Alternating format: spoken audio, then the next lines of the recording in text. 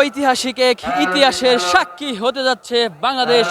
দর্শক, March for Gaza কর্মসূচিকে সফল করার লক্ষ্যে সোহরাওয়ার্দী উদ্যানে হাজার হাজার মুসল্লিদের ঢল। দর্শক, আমরা আপনাদের তা সরাসরি দেখানোর চেষ্টা করছি স্বাধীন বিডি 24 ফেসবুক লাইভের মাধ্যমে।